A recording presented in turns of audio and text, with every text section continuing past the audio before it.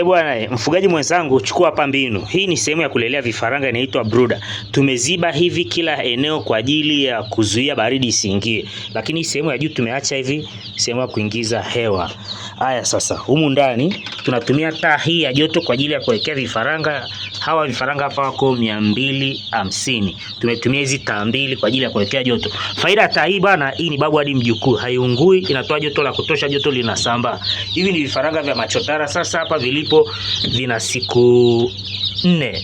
Vina siku 4. Banda lao bwana, wakijisaidia kinyesi kinadondoka kinaenda chini.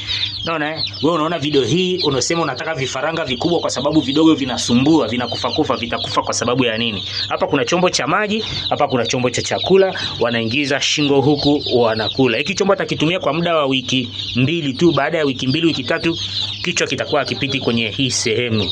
Hii anapoingiza shingo hivi itakuwa shingo haipiti tena. Hawa vifaranga hawa bwana tutakuzia kwa shilingi 2200 kwa wakazi wa Arusha mjini na maeneo ya jirani. Chukua hawa vifaranga, utakuja kunishukuru hapo baadaye. 2200 chap kwa haraka.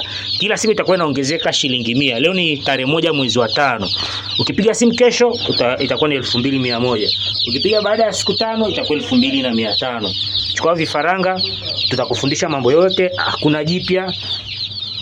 Tengeneza mazingira kama hivi, chukua na taa yako hii. Taa hii pamoja na holder 15000. Hii ni holder ya mfupa, holder imara na taa hii. Jumla shilingi 15000. Vyombo kama hivi unavinunua dukani 4400, 5000. Chombo cha maji kama hiki unakinunua dukani shilingi 5000, 6000, umemaliza kazi.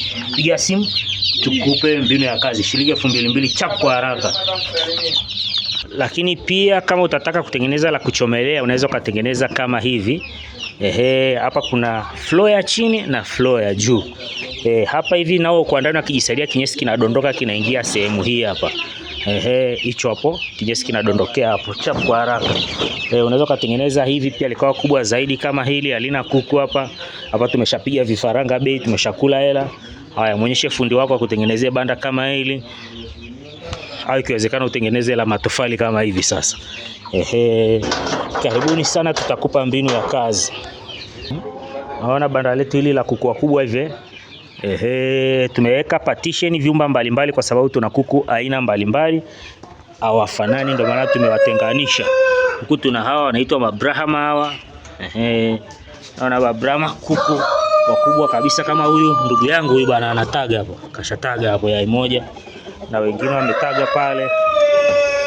Wale vifaranga sasa wakifikisha miezi 5 wanakuwa na maumbo kama haya. Kuku wenye afya ya kutosha. Na hii ni sehemu ya kutagia. Wametaga hapa. Kuna mayai hapa. Ukitaka yai moja shilingi 600 kwa ajili ya kutotolesha upate mbegu yenye ubora kama hii. Unaona bwana hapa bwana, hapa ukisema una kuku, hapa una kuku kweli. Unaona vitu vilivyopendeza bwana. Haya, chukua hizo namba hapo nipigie simu nikupe vifaranga chap.